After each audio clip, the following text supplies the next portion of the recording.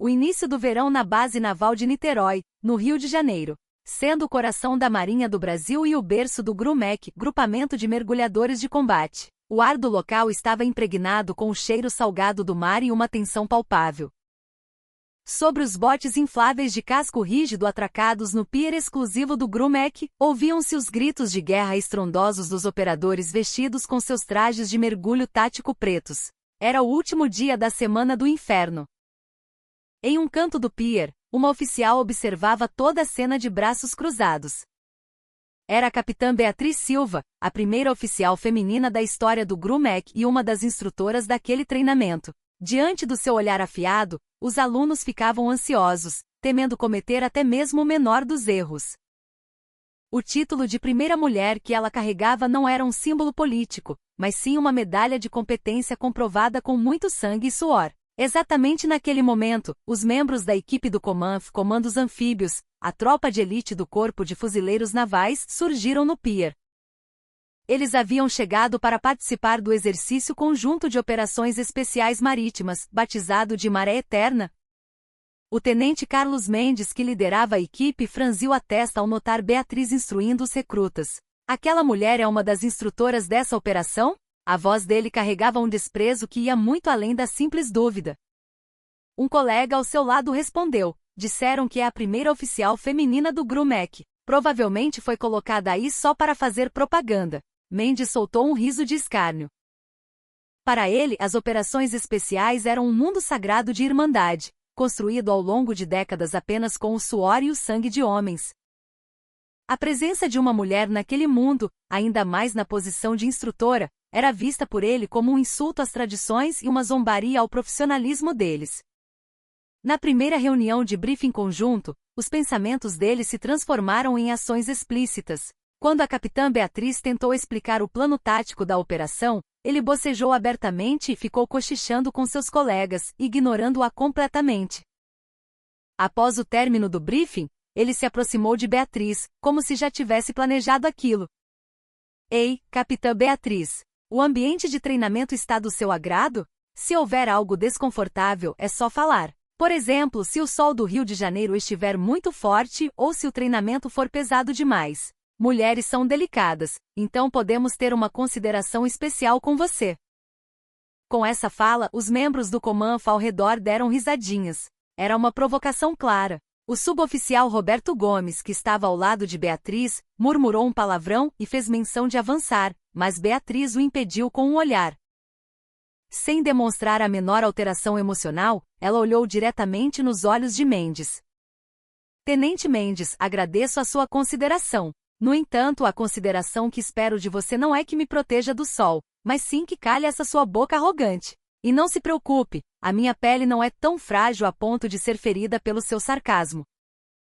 Eu vim aqui para provar a minha capacidade, não para quebrar os seus preconceitos.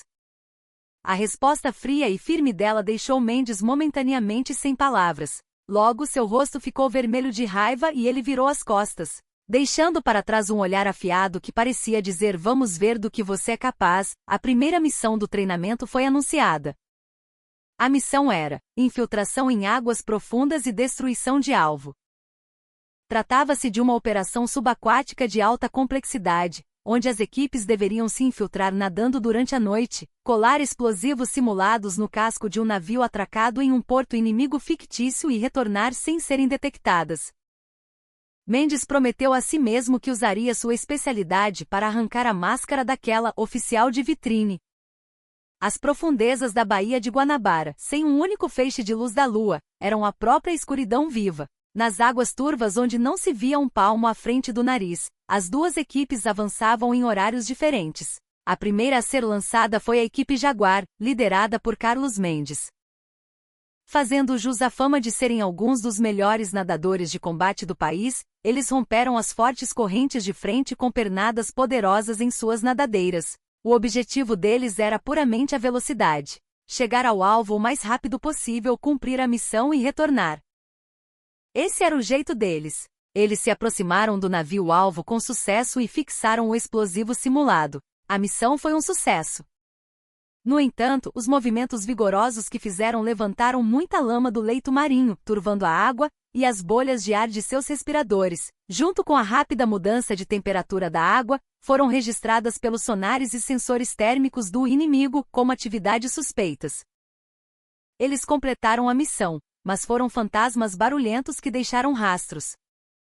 Em seguida foi lançada a equipe Tritão da Capitã Beatriz, porém a abordagem dela foi completamente diferente. Ela estava combinando os dados de análise das correntes marítimas recebidos no briefing com seus próprios conhecimentos de oceanografia para fazer uma reanálise perfeita. Nós não lutamos contra a correnteza. Nós pegamos o fluxo dela e nos tornamos parte dele. Ela optou por uma rota que evitava as correntes agitadas da superfície e aproveitava as correntes profundas a 30 metros de profundidade, onde a temperatura era mais baixa e o fluxo era mais lento. Aquele era o corredor de silêncio perfeito do oceano, onde a dispersão das ondas do sonar era máxima e as mudanças de temperatura eram quase nulas, escapando da detecção térmica. A equipe dela se moveu muito mais devagar do que a equipe de Mendes, mas os movimentos deles eram extremamente eficientes, e o consumo de oxigênio foi mantido ao mínimo. Eles não eram seres que lutavam contra a água, mas deslizavam como criaturas abissais que sempre pertenceram àquele lugar. Na escuridão e no silêncio, a única linguagem deles eram os minúsculos sinais manuais e os olhares mútuos. Mesmo ao alcançarem o navio-alvo, eles não fizeram um único movimento desnecessário. Para não levantar a lama do fundo, em vez de tocarem diretamente no casco, usaram pequenos dispositivos de flutuabilidade para empurrar os explosivos silenciosamente para cima. Ao final da missão, eles desapareceram na escuridão das profundezas sem deixar nenhum rastro, exatamente como quando entraram. Quando os resultados da análise da sala de controle foram divulgados, Mendes mal pôde acreditar em seus olhos. A avaliação da equipe de Mendes: sucesso. Porém, alta probabilidade de detecção. A avaliação da equipe de Beatriz: sucesso perfeito. Indetectável. Isso é um absurdo. Eles foram lentos demais. Se fosse uma situação real de combate, nós teríamos terminado a missão muito antes, gritou Mendes. O Major Ferreira respondeu com uma expressão neutra: Tenente, a essência das operações especiais não é a velocidade, mas a furtividade. A sua equipe foi como um ladrão que arrombou a porta para entrar, mas a equipe da Capitã Beatriz foi como um fantasma que o dono da casa sequer percebeu que esteve lá. Deixo para você mesmo julgar qual foi a melhor operação.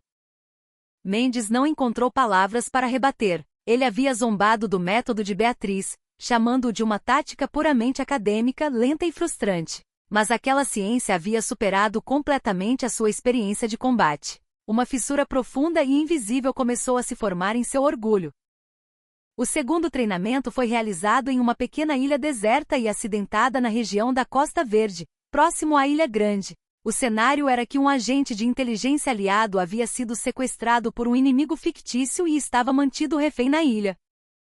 As duas equipes deveriam se infiltrar por pontos diferentes, encontrar o refém primeiro e evacuá-lo em segurança. Este era um treinamento tático abrangente que avaliava não apenas a infiltração aquática, mas também a leitura de mapas topográficos, o reconhecimento e as habilidades de combate a curta distância na ilha. As equipes de Beatriz e Mendes embarcaram em seus respectivos botes e iniciaram a infiltração simultaneamente nas costas leste e oeste da ilha. No entanto, por volta do momento em que desembarcaram, o clima instável do litoral fluminense pregou-lhes uma peça. Uma tempestade tropical severa e não prevista começou a castigar a região. Em um piscar de olhos, o céu escureceu e ondas do tamanho de casas invadiram a praia. Os equipamentos de comunicação começaram a chiar com o barulho da chuva e do vento forte, e até mesmo o contato com o navio de comando foi perdido. As duas equipes estavam completamente isoladas. Maldição, é o pior cenário possível. Perdemos a comunicação. A partir de agora, não há apoio externo. Vamos resolver tudo com nossas próprias forças. Mendes, parecendo até gostar da situação de crise, encorajou seus homens e marchou em direção a um farol abandonado no centro da ilha, o suposto local de cativeiro. Beatriz também não entrou em pânico com o isolamento. Ela parou por um momento na tempestade e leu a direção do vento e o movimento das ondas. Mudança de planos. A tempestade é nossa inimiga, mas pode ser simultaneamente a nossa maior aliada. Os inimigos não vão esperar que a gente se mova ativamente com esse tempo. Usaremos essa tempestade como nossa camuflagem. A equipe dela também avançou em direção ao farol. O velho farol no centro da ilha. Foi lá que as duas equipes se encontraram quase que simultaneamente. Em meio ao caos da chuva torrencial e dos relâmpagos, eles se confundiram com inimigos e apontaram as armas uns para os outros. Uma situação à beira do precipício. Parem! Somos aliados. Se não fosse pelo grito de Beatriz, um tiroteio desastroso entre forças amigas poderia ter acontecido. Naquele mesmo instante, tiros ecoaram de dentro do farol. Os inimigos fictícios, percebendo a aproximação deles, começaram a atacar. Agora, eles não eram mais rivais. Em uma ilha isolada, enfrentando inimigos poderosos e uma tempestade feroz, eles eram uma comunidade de destino. Vamos invadir o interior. Vamos forçar a entrada, gritou Mendes prestes a avançar contra a entrada do farol. Negativo. A entrada deve estar cheia de armadilhas. Beatriz bloqueou o caminho dele. Enquanto os dois se encaravam, uma metralhadora começou a cuspir fogo da janela do segundo andar do farol. Sem escolha, as duas equipes se refugiaram em uma gruta marinha fustigada pelas ondas, localizada na base do penhasco abaixo do farol. Dentro da caverna estreita e escura, os operadores de elite do Grumec e do Comaf viram-se obrigados a lutar costas com costas pela primeira vez. A caverna marinha era úmida e fria. Lá fora a tempestade ainda rugia e o som das ondas gigantes colidindo contra a entrada da caverna ecoava como trovões. A equipe conjunta estava em um impasse sufocante, trocando tiros com os inimigos do lado de fora da gruta. Não podemos ficar assim. Temos que agir primeiro. Eu vou na frente para atrair o poder de fogo deles, e o resto de vocês aproveita a brecha para flanquear e invadir. Mendes sugeriu o plano mais corajoso, porém mais perigoso, guiado por seus instintos de combate. Era a típica tática de força bruta. Mas Beatriz balançou a cabeça. Seu olhar estava fixo nas ondas que batiam e se desfaziam nas paredes da caverna. Tenente, o nosso verdadeiro inimigo agora não são aqueles caras dentro do farol. É este mar. O que você quer dizer com isso, capitã? É hora de fazer piada? Não é piada. Eu me formei em oceanografia na escola naval. Calculando as correntes atuais e a velocidade do vento, a maré alta atingirá o seu pico em 30 minutos. Quando isso acontecer, esta caverna ficará completamente submersa. Os inimigos estão apenas esperando que a gente morra afogado. Com essas palavras, todos os operadores na caverna olharam apreensivos para as ondas que entravam. De fato, o nível da água estava subindo lenta, mas inegavelmente. Mendes não conseguia acreditar nela. Que absurdo! O que você acha que sabe com teorias aprendidas em livros e mesas de estudo? Meus instintos de combate dizem para aguentar e lutar aqui. Você não pode vencer o mar apenas com instintos de combate. Lutar contra as ondas é a coisa mais estúpida a se fazer. Nós precisamos sair daqui imediatamente e ir para um terreno mais alto. Você está sugerindo que a gente fuja como covardes? Isso não é fugir, é uma retirada tática. Evitar uma batalha perdida e se preparar para uma batalha que pode ser vencida. Essa é a função de um comandante. Os gritos dos dois se misturaram ao barulho das ondas, ecoando na caverna. Os homens de Mendes confiavam nos instintos de combate dele, e a equipe de Beatriz confiava no raciocínio lógico dela. A equipe conjunta estava à beira do colapso. Foi exatamente naquele momento. Crash! Uma onda gigantesca, incomparável com as anteriores, invadiu a caverna como um monstro vivo. Dois operadores de Mendes que estavam perto da entrada foram instantaneamente engolidos pela onda e seus corpos foram arremessados contra as rochas afiadas. Rafael e Bruno. Mendes gritou e tentou salvá-los, mas foi inútil. Beatriz e o suboficial Roberto se jogaram e conseguiram arrastá-los para o fundo da caverna a muito custo. Eles estavam gravemente feridos e inconscientes. Diante da força esmagadora da natureza, a autoconfiança arrogante e os instintos de combate de Mendes se despedaçaram. Beatriz estava certa. Foram os estudos dela que salvaram as vidas dele e de seus homens. Se não fosse pelo aviso dela, a essa altura todos já estariam sepultados no fundo daquele mar gelado. Ele não conseguiu dizer nada. Ficou apenas olhando de forma atordoada para seus companheiros feridos e para a figura de Beatriz, que aplicava os primeiros socorros de maneira calma e focada. Foi um instante em que uma onda imensa abriu um buraco na fortaleza de aço de suas convicções. Prestem todos atenção. Beatriz falou para todo o grupo. Sua voz soou firme como o único farol no meio daquela situação desesperadora. A partir de agora eu assumo o comando para tirar todos nós daqui. Não aceitarei objeções. Sob o comando de Beatriz começou a fuga desesperada da equipe conjunta. Ela calculou precisamente os intervalos em que as ondas perdiam a força e guiou a equipe para fora da caverna. O exterior ainda era um inferno de tempestade, mas era melhor do que ficar preso e morrer na gruta. Eles amarraram seus corpos uns aos outros com cordas para não serem levados pelos ventos e começaram a escalar o penhasco íngreme. Durante esse processo, Carlos Mendes se tornou uma pessoa completamente diferente. Ele tomou a dianteira para abrir o caminho, e ficava por último para proteger os feridos. Todas as suas ações eram ditadas exclusivamente pelas orientações e julgamentos de Beatriz. Se ela dissesse para parar, ele parava, se mandasse avançar, ele avançava. Ele não a enxergava mais como uma rival ou apenas uma oficial mulher, mas a reconhecia como a única comandante capaz de salvá-los daquele inferno. Após horas de luta pela vida, eles finalmente alcançaram o planalto mais alto da ilha. Lá, construíram um pequeno abrigo improvisado com troncos caídos e rochas para se proteger minimamente do vento e da chuva. Os corpos encharcados, o frio e a exaustão estavam corroendo a sanidade deles. Fizeram uma pequena fogueira e, ao se sentarem ao redor dela, começaram a ter uma conversa profunda pela primeira vez. Entre aqueles que haviam sobrevivido à linha tênue entre a vida e a morte, não havia mais espaço para qualquer preconceito ou conflito. Mendes foi o primeiro a falar. Como você podia ter tanta certeza de que as ondas invadiriam a caverna? Desde a minha infância, o mar tem sido o meu parquinho e o meu professor. Beatriz respondeu calmamente. Meu pai era capitão de uma pequena traineira de pesca lá em Arraial do Cabo. Olhando por cima do ombro dele, aprendi a acalmar as ondas revoltas e a escutar os sussurros do mar tranquilo. O mar não é um objeto a ser dominado pela força, mas um gigantesco ser vivo cujo fluxo devemos entender e respeitar. Eu sempre acreditei que podia subjugar qualquer coisa com a força bruta. Mendes falou com um tom de autodepreciação. Alguns anos atrás, perdi um dos meus homens em uma operação no exterior.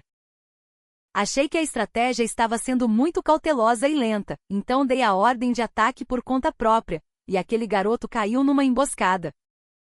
Desde então passei a acreditar que a força e a velocidade esmagadoras, e não a cautela cheia de incertezas, eram o único caminho para proteger meus companheiros. Pela primeira vez, ele expôs suas feridas. A arrogância dele era, na verdade, uma armadura distorcida forjada por um profundo sentimento de culpa e trauma pela perda de um aliado. Beatriz olhou em seus olhos e disse: a força e a velocidade são uma excelente lança. Mas às vezes você precisa de um escudo e de um mapa que lhe digam quando e para onde jogar essa lança. Nós poderíamos ter sido exatamente isso um para o outro.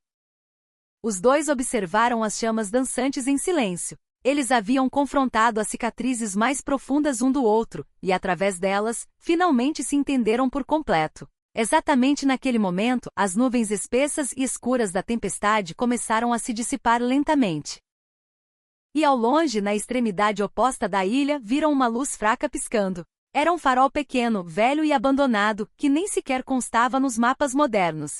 Beatriz sabia da existência daquele farol através de antigos registros de história naval. Luz.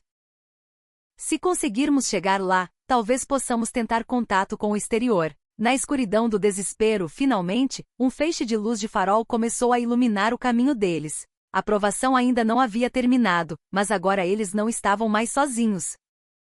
A jornada em direção àquela luz fraca foi o começo de mais uma batalha árdua. A tempestade havia cedido, mas a ilha estava alagada e cheia de lama. Amparando os feridos e abrindo caminho por entre rochas escorregadias e árvores caídas, eles avançavam passo a passo. Neste processo, a equipe conjunta finalmente renasceu como um único time perfeito. Não havia mais a distinção entre Grumec e Comanf. Carlos Mendes usava seu corpo robusto como escudo e abria os caminhos mais perigosos na frente, enquanto Beatriz monitorava o estado dos operadores exaustos, calculava incessantemente as rotas mais eficientes e liderava a equipe inteira. A calma dela funcionou como um poderoso sedativo para os homens que quase entraram em pânico. Após horas de marcha, eles finalmente chegaram à base do velho farol. Castigado por décadas de intempéries, o farol estava tão estável que parecia prestes a desmoronar. Para contatar o exterior, eles precisavam subir até a sala da lanterna no topo de qualquer jeito, mas as escadas de ferro espirais no interior estavam corroídas e faltava uma grande parte do meio. Droga, viemos até aqui só para isso? Murmurou um operador do Comanf em desespero. Ainda não. O que surpreendeu a todos foi a voz de Carlos Mendes. Ele olhava para a parede externa do farol. Se não há caminho, nós criamos um. Eu subirei primeiro e jogarei a corda. A parede externa do farol, molhada e áspera pela erosão do tempo, era uma rota de escalada extremamente perigosa até mesmo para alpinistas profissionais. Mas ele não hesitou. Aquela era a única maneira que ele tinha de pagar a dívida que tinha com Beatriz e de restaurar a honra dos comandos. É muito perigoso ir sozinho. Beatriz se colocou à frente dele. Eu também sou instrutora de alpinismo militar. Eu subirei primeiro para garantir a segurança dos pontos de fixação. O tenente deve poupar a sua força para subir depois e ajudar a içar os feridos. Esse é o método mais racional. Mendes a observou por um momento. Se fosse no passado, ele teria ignorado dizendo, o que uma mulher entende disso? Mas o Mendes de agora era diferente. Ele concordou com a cabeça sem pestanejar. Entendido, capitã. Confio no seu julgamento. Beatriz começou a subir com uma velocidade incrível, usando pequenas fendas e saliências na parede externa do farol, como se fosse um lagarto. A escalada dela não era baseada apenas em força física, mas era fruto de um senso de equilíbrio perfeito e cálculos precisos.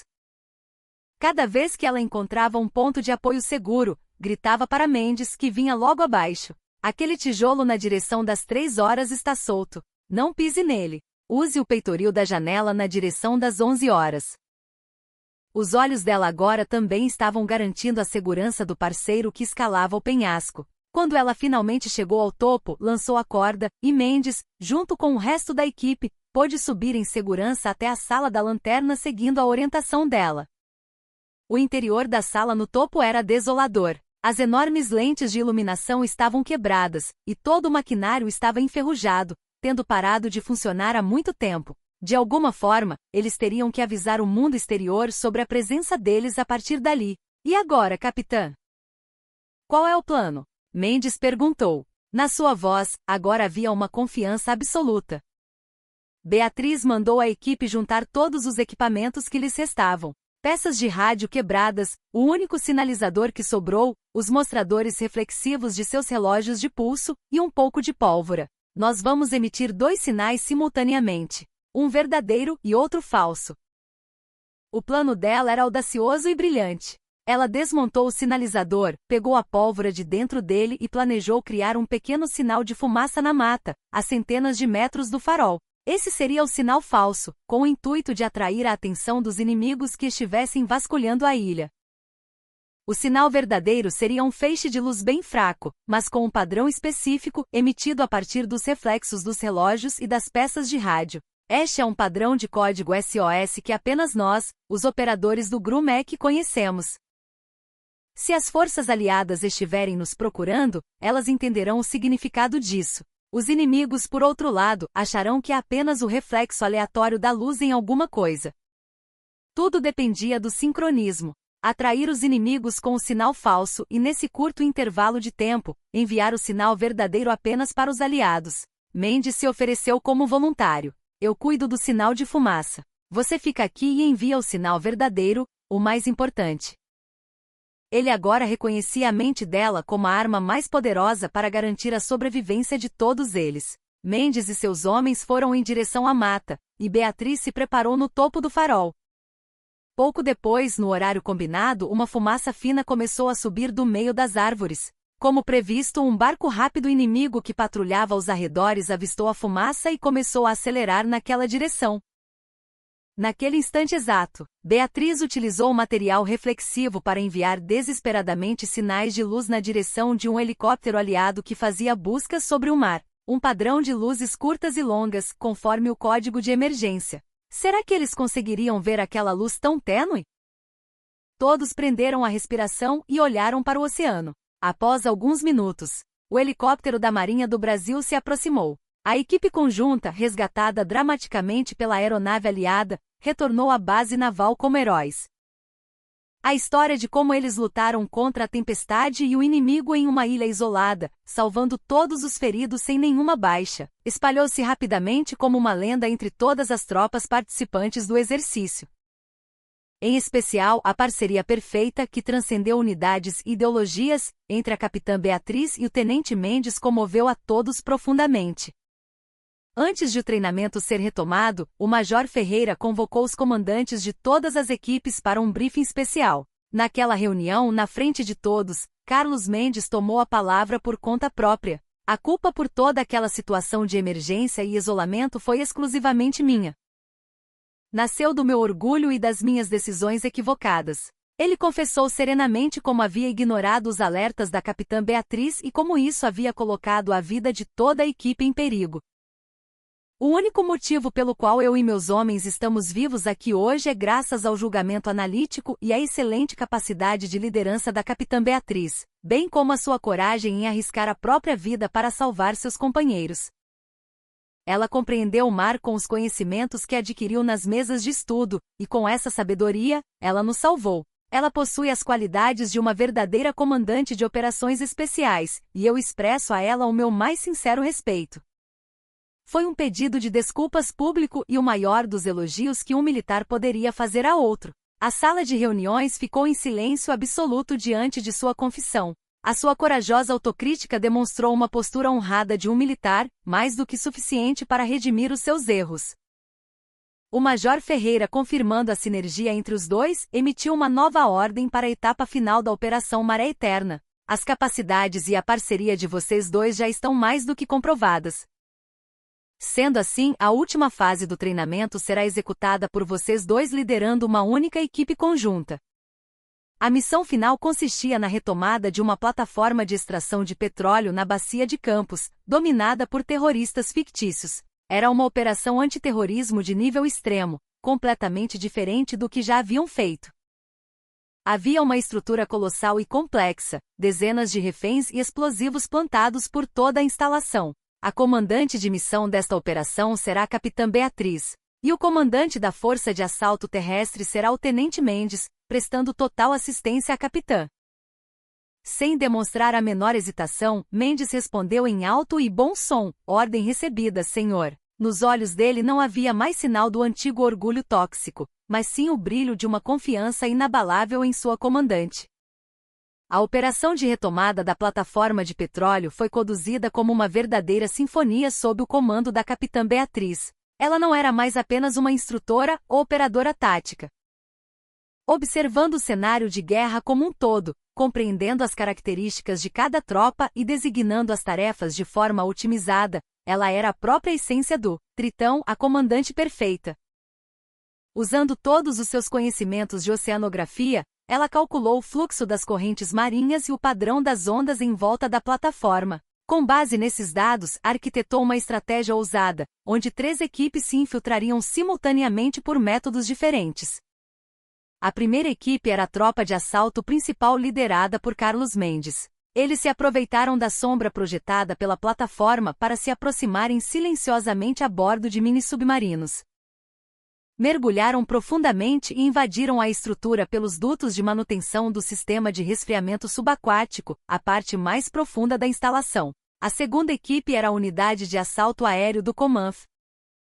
Utilizando técnicas de voo noturno a baixa altitude para fugir dos radares, pousaram silenciosamente no heliponto da plataforma. A terceira equipe, liderada diretamente por Beatriz e pelo suboficial Roberto, era um pequeno grupo de reconhecimento e disparo de precisão. Posicionados em um pequeno recife a cerca de 1,5 km de distância da plataforma, eles monitoravam toda a operação, fornecendo informações em tempo real e neutralizando as ameaças remotamente. Jaguar, 2 guardas patrulhando no corredor leste do 3º andar. Em 30 segundos, eles cruzarão com a rota de vocês. Aguardem na posição atual. Esquadrão aéreo, verifiquei uma câmera de segurança extra nas escadas sul do heliponto. Alterem a rota de avanço. A voz de Beatriz era os olhos e os ouvidos das equipes na escuridão. Guiados pelo caminho seguro que Beatriz desenhava, Mendes e a força conjunta avançaram implacáveis. O progresso deles agora era imensamente mais letal e sofisticado. Era a união da força e da velocidade com a inteligência e a furtividade. Eles neutralizaram os inimigos da plataforma um a um em silêncio e seguiram rumo à sala de controle central, onde os reféns estavam concentrados. No entanto, ao chegarem diante da porta da sala de controle, ocorreu o pior cenário imaginável. O líder dos terroristas, tendo percebido a invasão, vestiu um colete de explosivos, prendeu-se a alguns reféns e segurou um detonador do tipo homem-morto, ameaçando explodir a instalação inteira. Dê mais um passo e viramos todos pó. Mendes ficou imobilizado. Sua força esmagadora, comparável a um trator, era inútil quando a vida dos reféns estava em jogo. Pelo rádio chamou Beatriz com urgência. Tritão, emergência. O líder inimigo está com um detonador homem-morto em mãos. Quais são as ordens? Era uma situação crítica, mas a voz de Beatriz permaneceu calma e inalterada. Ela já havia calculado até as piores variáveis. Jaguar, escute bem. Sua missão agora não é o combate, é a negociação. Ganhe tempo e atraia toda a atenção dele para você. Negociação? Ficou louca? Ele é um megalomaníaco que quer morrer como herói. Então finja ouvir o discurso dele e reconheça essa grandeza. Alimente o ego dele enquanto eu procuro outra rota. Mendes trincou os dentes. Iniciar um jogo psicológico era mais difícil para ele do que qualquer tiroteio intenso. Ainda assim, acreditando nas palavras de Beatriz, ele se posicionou atrás da porta e começou a dialogar com o terrorista. Enquanto isso, Beatriz folheou novamente a antiga planta estrutural da plataforma de petróleo. Os olhos dela pararam em um detalhe crucial. Logo abaixo da sala de controle, havia uma imensa tubulação do antigo sistema de resfriamento à água do mar, que estava desativada. Achei. Ela imediatamente emitiu a nova ordem. Jaguar, me dê mais 5 minutos. Vou enviar um presente para ele. Beatriz e o suboficial Roberto colocaram os equipamentos de mergulho e saltaram no oceano escuro. Usando propulsores subaquáticos, scores marinhos, deslocaram-se rapidamente para a válvula de captação de água do mar, na parte mais profunda da plataforma. Utilizando um maçarico de corte subaquático, abriram uma passagem no tubo de resfriamento e entraram. O interior do cano era um labirinto escuro inundado de água gélida, mas eles não hesitaram. O objetivo deles era único, o ponto exato abaixo do piso da sala de controle central. Enquanto Mendes mantinha o terrorista focado nele desesperadamente, Beatriz finalmente chegou ao ponto marcado. Ela fixou uma carga explosiva direcional pequena na parte mais fina da tubulação, que dava acesso ao assoalho da sala. Jaguar, não tire os olhos do chão. Ao sinal de Beatriz, um pequeno estrondo, bum, estourou vindo debaixo do piso da sala de controle. Quando a fumaça começou a subir subitamente aos pés do líder terrorista, o olhar dele instintivamente se abaixou. Nesse breve instante, bang! O franco-atirador da equipe de Mendes, que já estava posicionado na linha de visão, disparou um único tiro perfeito, destruindo completamente a mão do terrorista e o detonador ao mesmo tempo. Tudo funcionou como uma orquestra milimetricamente ensaiada. A situação foi neutralizada em segundos. Os inimigos foram abatidos e os reféns salvos. O exercício Maré Eterna terminou com a vitória absoluta das forças conjuntas. Um ano depois, extremo sul do Oceano Atlântico. Ocorreu uma situação real. Um submarino operado por uma milícia internacional de mercenários invadiu águas territoriais brasileiras, encalhou em um banco de areia próximo ao litoral e os tripulantes fortemente armados fizeram trabalhadores civis de uma base costeira como reféns. Para solucionar esta crise foi enviada a Força-Tarefa Conjunta Antiterrorismo, criada em sigilo máximo. Os dois comandantes responsáveis pela operação estavam parados lado a lado, debruçados sobre um mapa tático da região litorânea. Agora, ambos carregavam insígnias douradas de capitão de corveta, equivalente a major, nos ombros. A major Beatriz Silva apontou para um ponto no mapa. Às 3 da manhã, o fluxo da maré muda. A equipe Tritão vai se infiltrar por baixo d'água e cortar a rota de fuga marítima deles. O major Carlos Mendes apontou para outro ponto. Entendido, senhora. E a equipe Jaguar vai utilizar o barulho das ondas quebrando nas pedras para mascarar o nosso salto do penhasco, exatamente como a major ensinou. Faremos a incursão simultânea por terra e mar. Mendes se referiu a ela por sua patente major, mas a voz dele carregava o peso de um profundo respeito e camaradagem. Beatriz olhou para ele com um sorriso confiante. Então vamos começar? Carlos Mendes sorriu de volta. Vamos mostrar a eles o que o mar nos ensinou, Bia. Os olhares dos dois voltaram a focar no mapa tático. A história que começou em meio às águas turbulentas do Rio de Janeiro agora lidava com uma maré ainda maior, a defesa e a paz da sua nação. Mas